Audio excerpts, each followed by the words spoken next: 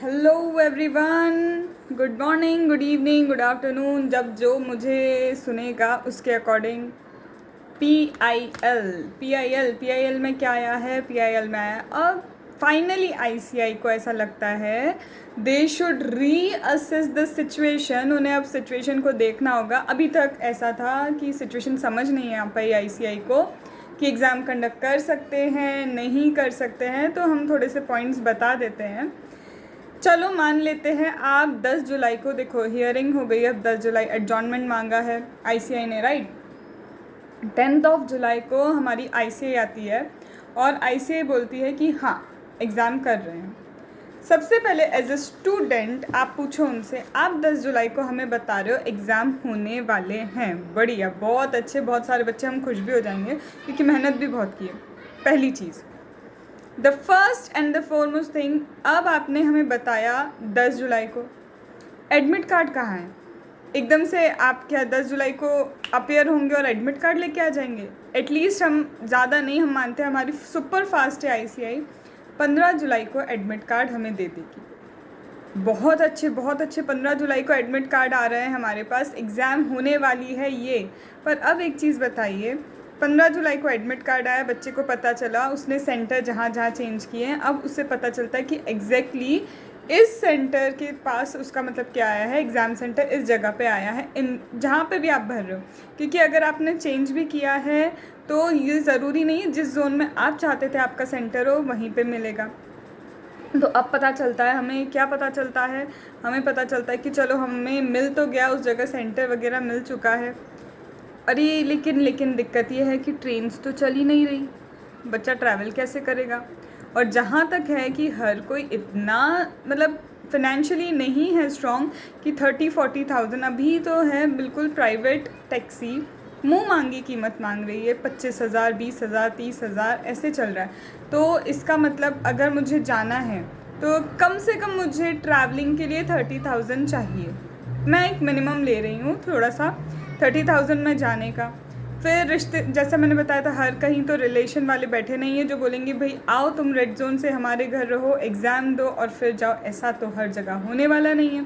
तो कहीं ना कहीं या तो क्या चाहिए, हॉस्टल, कुछ ना कुछ हमें क्या चाहिए, एज अ पेन गेस्ट रहेंगे कहीं भी, कुछ तो हमें चाहिए।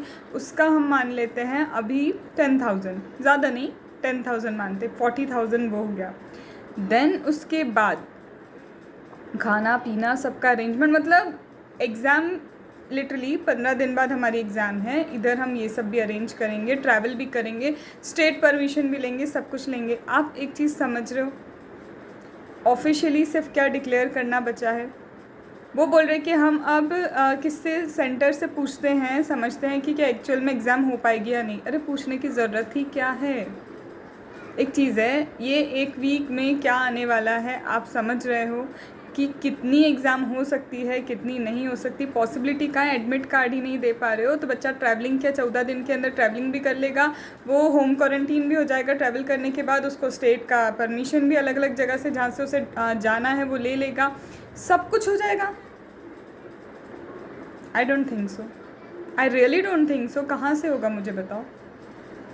और अगर बच्चे को कभी, सीधी सी बात है, अगर आप क्वारंटीन जाते हैं एग्ज़ाम में, मैंने आपको बताया है पैकेजेस हैं, per day 30,000, per day 40,000, ventilator चाहिए पर डे 50,000।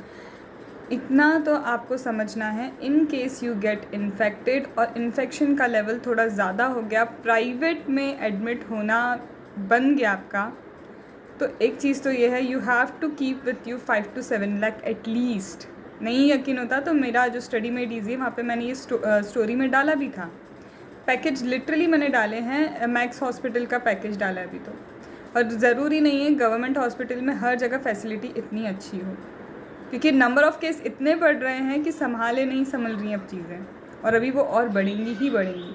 तो एग्ज़ाम होना नहीं होना ये तो अब फॉर्मल एक स्टेटमेंट आना बचा है कि होने क्या वाला है, क्योंकि आईसीआई ने खुद नहीं बोल दिया ना, ऑप्ट आउट तो गया अलग, कुछ ऑप्ट आउट पे बात ही नहीं हुई। सीधी बात क्या हुई, एक हफ्ते में अब हम सिचुएशन देखेंगे, एनालाइज करेंगे कि क्या एग्ज़ाम की जा सकती है।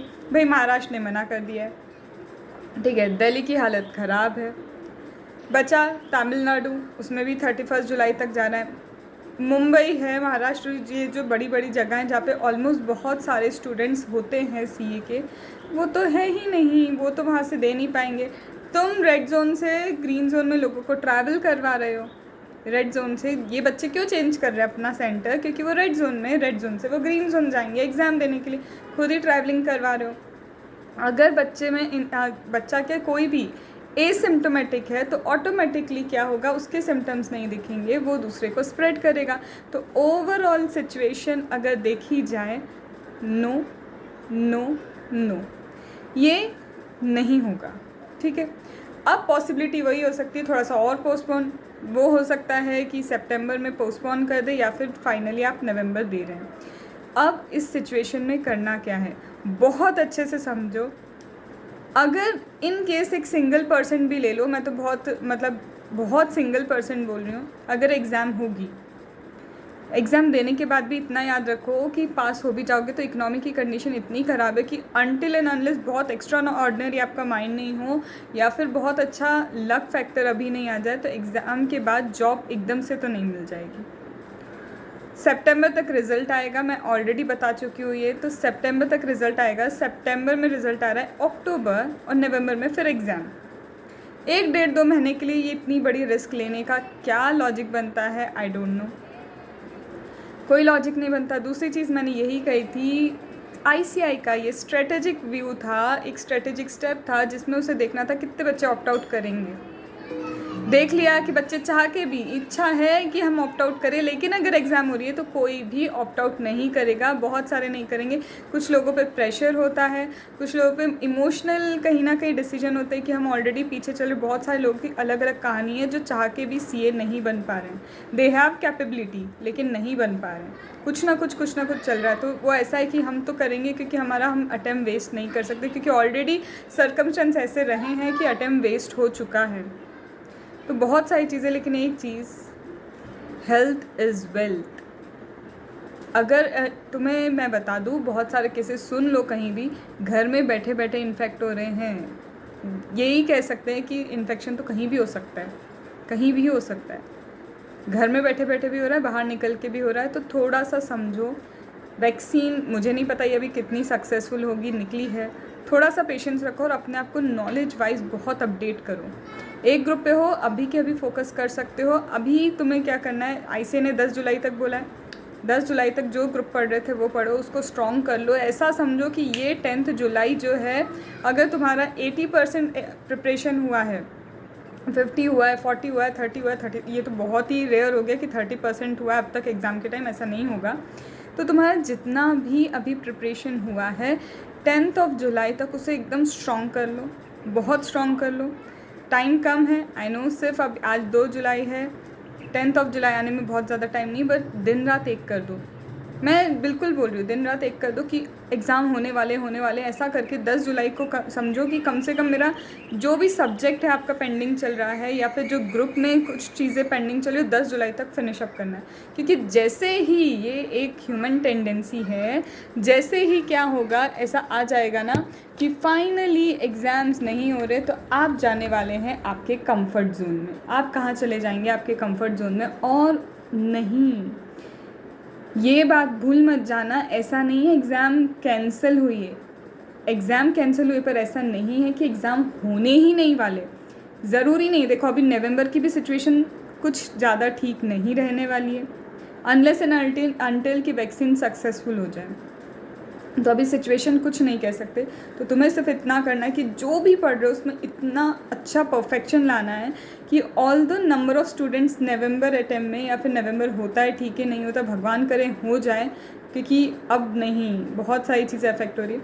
तो जो भी होता है उस वक्त हम इतने स्ट्रॉन्ग होने चाहिए अपने कंटेंट में, हमारे प्रिपरेशन में, कि भाई आईसीआई ले लो, अब एग्ज़ाम बस ले लो। हम तो पढ़ के थक गए हैं, रिवाइज़ करके थक गए हैं, और इतना नॉलेज हो गया है कि अब हमें सिर्फ डिग्री चाहिए, और डिग्री के बाद हमारे नॉलेज पोटेंशियल को हमें यूज़ करना है। तो this should be your mind, क्योंकि आप कंफर्ट जोन में जाने वाले हैं, और उसमें जाने से पहले इन 8 दिनों में बंद कर दो यूट्यूब, क्योंकि अब बोल दिया है ना 10 जुलाई, पता है तुम्हें 10 जुलाई को क्या होने वाला है। 10 जुलाई है, सब बंद करो, फ़ोन ये वो जो इधर उधर से किसी से पूछते हो तेरे को क्या लगता है, मुझे मैसेज भी आते हैं, मैम आपको क्या लगता है एग्ज़ाम होगी नहीं होगी। Although I know the answer, but मैं बहुत ज़्यादा इन चीज़ों पे नहीं बोलती हूँ बिकॉज डिस्ट्रैक्शन क्रिएट करता है।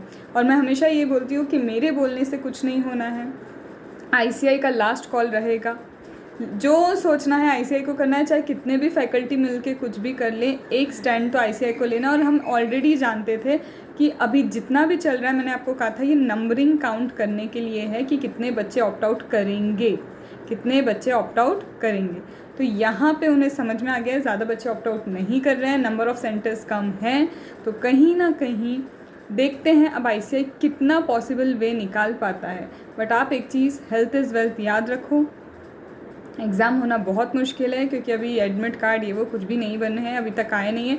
तो 29 जुलाई को अगर एग्ज़ाम चालू हो रही है तो उससे 14 दिन पहले एग्जैक्टली अगर हमारे पास आ रहे हैं कि एडमिट कार्ड है, तो इंसान इधर उधर जाएगा, 14 दिन क्वारंटीन भी हो जाएगा, कैसे होंगी चीज़ें, पॉसिबिलिटी है।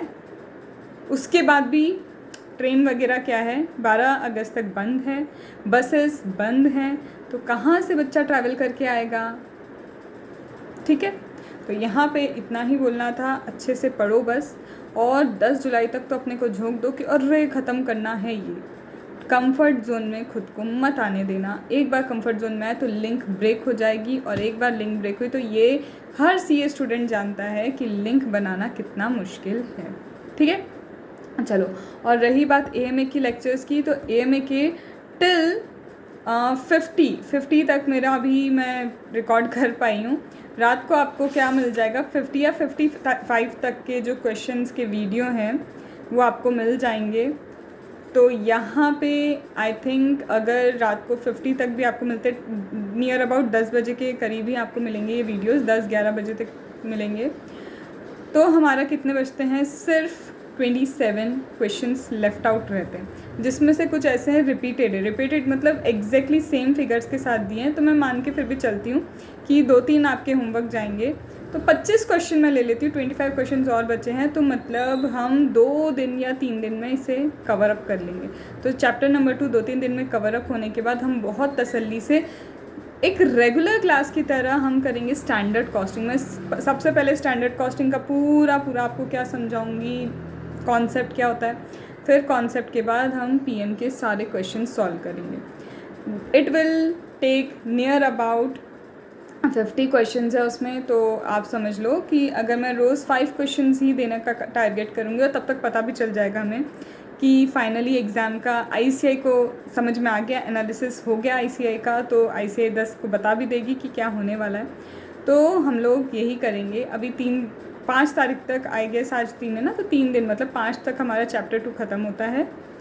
फिर उसके बाद 5 दिन और हैं, तो ठीक है, मैं जितना हो सकेगा स्टैंडर्ड कॉस्टिंग आपको 10 तक, मैं भी यही सोचूंगी कि आपकी एग्ज़ाम है तो मुझे भी 10 तक आपको कैसे भी स्टैंडर्ड कॉस्टिंग जितना ज़्यादा हो सके उतना देना है। ठीक है, चलो पढ़ो, अच्छे से पढ़ो, पॉजिटिव रहो, क्यूमुलेटिव रिविज़न करो और समरी नोट्स बनाओ, और stay safe, stay healthy, stay at home, don't think about any other thing, health is wealth. और नॉलेज पावर है, ये मैंने अभी लास्ट वीडियो अभी जो अपलोड हुआ था मेरा PI जस्ट आज सुबह ही यही कहा था, नॉलेज पावर है। डिग्री कुछ नहीं कर पाएगी, डिग्री सिर्फ एक बार थप्पा लग गया CA हो, उसके बाद सिर्फ काम आएगा आपका नॉलेज, अदरवाइज़ बैठे रह जाओगे, नॉलेज नहीं है तो कोई आके इतना ज़्यादा आपको रेप्यूटेशन आपको वो नहीं मिलेगी, इतनी रिस्पेक्ट आपको नहीं मिलेगी। ठीक है, चलो बाय बाय, एंड अच्छे से पढ़ो। ठीक है, कंफर्ट जोन में नहीं आना। ठीक है, चलो।